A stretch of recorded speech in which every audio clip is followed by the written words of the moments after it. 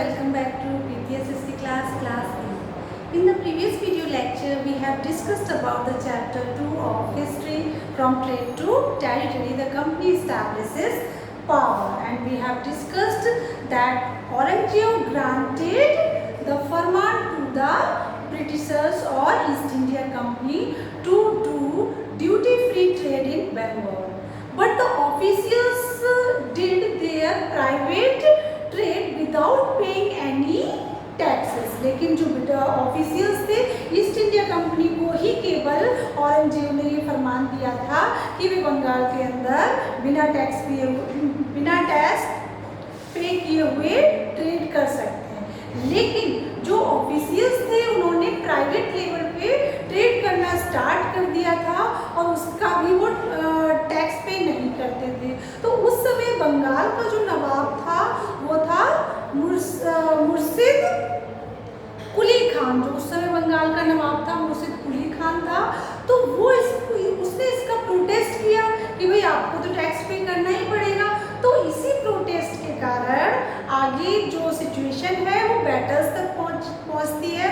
मुर्शिद कुली के बाद और भी जो आपके नवाब्स आए, जैसे मुर्शिद कुली के बाद अलीवर्दी खान आए, फिर आपके सिराजुद्दौला आए. तो इस प्रकार से in this video lecture we will discuss about the how trade led to battles. किस प्रकार से ट्रेड के कारण बैटल्स हुए.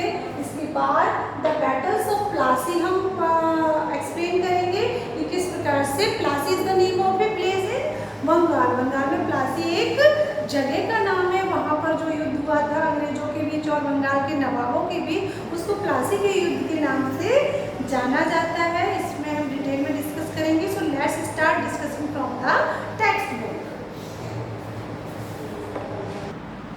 Yes, how trade led to battles. Through the early 18th century, the conflict between the company and the Nawabs of Bengal intensified. Intensified means बढ़ते चले गए. अब 18th century तक पहुँचते पहुँचते जो कंपनी थी ईस्ट इंडिया कंपनी के बीच और बंगाल के नवाबों के बीच जो कन्फ्लिक्ट थे वो बढ़ते चले गए. After the death of Aurangzeb, the Bengal Nawabs asserted their power and autonomy as other regional powers were doing at the time. क्योंकि उस समय जो औरंगजेब की मृत्यु के बाद, after the death of Aurangzeb, the Bengal's nawab, जो बंगाल के नवाब थे, उन्होंने अपनी पावर और ऑटोनॉमी, इट मीन्स उनका जो राइट था, उनका जो अधिकार था, वो दिखाना स्टार्ट किया.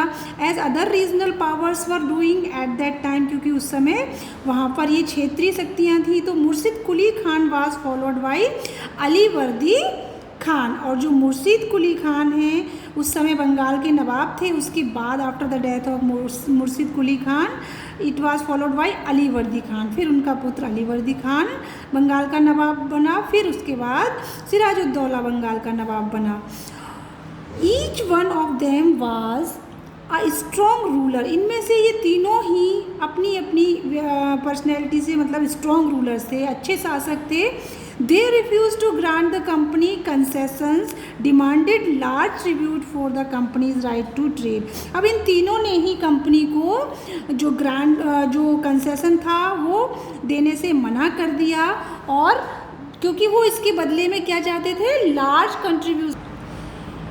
Yes, they refuse to grant the company concession. तो उन्होंने कंपनी को कोई भी कंसेशन देने के लिए मना कर दिया. डिमांड, और उसके जो ट्रेड वो कर रहे थे अंग्रेज, उसके बदले में उनको टैक्स चाहिए था. Denied it any right to mint coins. उन्होंने वहाँ पर कॉइन मिंट करने से भी मना कर दिया, यानी कि वहाँ कॉइन बनाने से भी मना कर दिया था कंपनी को. And stop it from extending its fortification. और उनको फोर्टिफिकेशन जो वो कर रहे थे, अपने जो ऑफिशियल्स थे वो फोर्टिफिकेशन कर रहे थे अपने ऑफिस के आसपास, उसको भी उन्होंने स्टॉप कर दिया. accusing the company of deceit, they claimed that the company was depriving the Bengal government of huge amounts of revenue and undermining the authority of the nawab, और उन पर उस कंपनी पर धोखा देने का आरोप लगाया और कहा कि जो कंपनी है वो बंगाल को एक जो अमाउंट मिलना चाहिए था, जो रेवेन्यू मिलना चाहिए था वो नहीं मिल पा रहा है, और इस प्रकार से जो नवाबों की अथॉरिटी थी वो कम होती जा रही है। रेवेन्यू उनका कम होगा तो उनकी आर्थिक स्थिति नीचे चली जाएगी।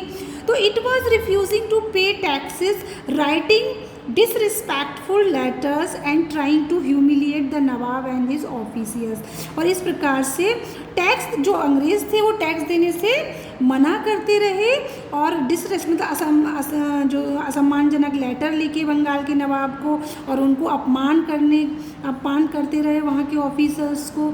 Now the company on its part declared that the unjust demand of the local officials were ruining the trade of the company। जो कंपनी थी वो अपनी तरफ से ही डिक्लेयर कर चुकी थी कि उनके साथ जो है अनजस्ट डिमांड की जा रही है। वहाँ के जो लोकल ऑफिशियल्स हैं वो उनके ट्रेड को रुइन कर रहे हैं, यानी कि जो कंपनी का ट्रेड था उसको बर्बाद करेंगे। इस तरीके से अगर इनका बिहेव रहा बंगाल के नवाबों का तो जो कंपनी है वो बर्बाद हो जाएगी। And trade could flourish only if the duties were removed, और ट्रेड तभी फ्लोरिश होगा, ट्रेड अच्छा तभी चलेगा जब कोई भी ड्यूटी वहाँ से रिमूव कर दिया जाए या कोई भी टैक्स पे ना किया जाए, तभी कंपनी को फ़ायदा होगा। It was also convinced that to expand trade it had to enlarge the settlement, buy up villages and rebuild its force। और उन्होंने ये कन्विंस किया कि अपने ट्रेड को एक्सपेंड करने के लिए, अपने व्यापार को बढ़ावा देने के लिए उनको सेटलमेंट बढ़ाना पड़ेगा, एनलार्ज करना पड़ेगा, और कुछ विलेजेस बाई करने पड़ेंगे, उनको खरीदने पड़ेंगे कुछ गांव, एंड रीबिल्ड इट्स फोर्स, और कुछ फोर्स को रीबिल्ड करना पड़ेगा, यानी कुछ फोर्स का पुनर्निर्माण करना पड़ेगा। The conflicts led to fortification, yes the conflict led to fortification and finally culminated in the famous battle of Plassey. अब जो कन्फ्लिक्ट थे वो क्या हो गए, led to confrontations and finally culminated in the famous battle of Plassey. अब जो conflict थे वो इतने बढ़ गए थे कि उनको बैटल ऑफ प्लासी करना पड़ा। अब हम बैटल ऑफ प्लासी के बारे में डिटेल में पढ़ेंगे नाउ।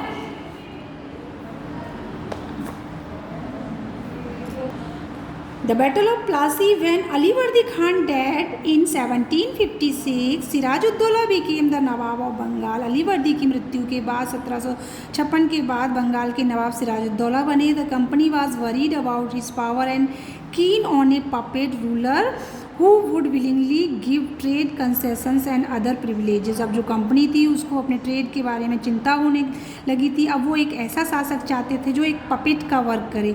पपेट क्या होता है? Puppet is a type of person who is controlled by someone.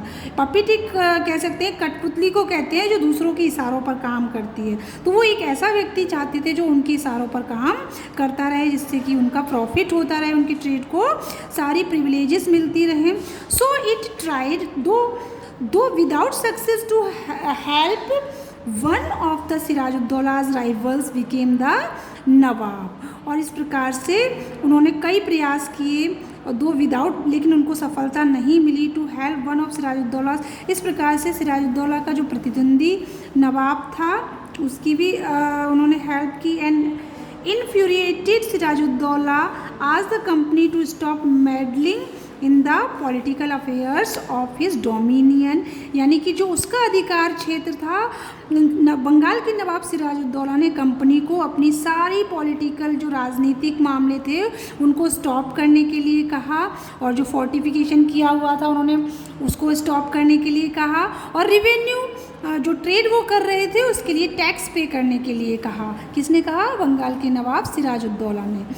After negotiations failed, the Nawab marched with 30,000 soldiers to the English factory at Kasim Bazar, captured the company officers, locked the warehouse, disarmed all Englishmen and blockaded English ships। Now इसके बाद क्या हुआ? जब उन्होंने इसको नज़रअंदाज किया, ये सारे जो प्रयास बंगाल के नवाब ने किए थे उसको निगोशिएट किया या वो सक्सेस नहीं हुआ इन चीज़ों में, तो बंगाल के नवाब ने 30,000 सोल्जर्स के साथ, इट मीन्स 30,000 सोल्जर्स के साथ इंग्लिश फैक्ट्री जो कि कासिम बाज़ार में थी वहाँ जा कर के जो कंपनी ऑफिशियल्स थे उनको कैप्चर किया, और जितने भी वहाँ वेयर हाउस थे उनको लॉक कर दिया गया, और जो इंग्लिश मैन थे वहाँ उनको डिसआर्म किया यानी कि निशस्त्र किया, एंड ब्लॉकेडेड इंग्लिश शिप्स, और जो इंग्लिश शिप्स थी उनको ब्लॉक कर दिया।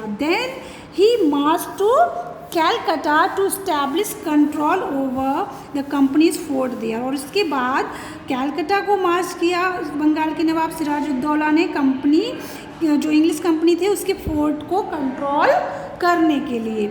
और On hearing the news of fall of Calcutta, company officials in Madras sent forces under the command of Robert Clive. जब मद्रास के ऑफिशियल को या मद्रास के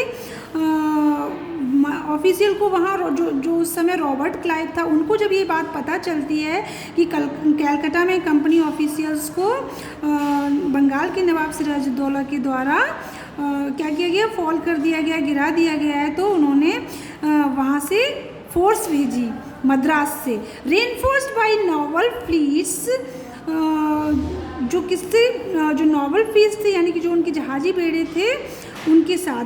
prolonged negotiations with the nawab followed, finally in 1757 Robert Clive led the company's army against Sirajuddaulah at Plassey. फिर इसके बाद क्या हुआ, जो रॉबर्ट क्लाइव थे मद्रास के जो ऑफिशियल थे उस समय, उन्होंने 1757 में कंपनी की आर्मी के साथ सिराजुद्दौला के खिलाफ प्लासी में सेना भेजी। On the main reason, one of the main reason, अब इसका जो मेन रीज़न था वो क्या था, yes, the defeat of the nawab was that the forces led by Mir Jafar, one of Sirajuddaulah's commanders, never fought the battle. उनकी हार का जो कारण था, बंगाल के नवाब सिराजुद्दौला की हार का जो कारण था, उनका कमांडर मीर जाफर था, क्योंकि मीर जाफर को अंग्रेज़ों ने अपनी साइड में कर लिया था ये प्रलोभन दे करके कि वो सिराजुद्दौला के बाद उसको बंगाल का नवाब बना देंगे। इस प्रकार से the battle of Plassey became famous, वहाँ बहुत फेमस हो चुका था, और क्योंकि ये कंपनी की भारत में पहली जीत थी इसलिए बहुत फेमस हो चुका था। Remaining part we will discuss in the next video lecture because your video is becoming very lengthy, so thanks for watching, keep learning.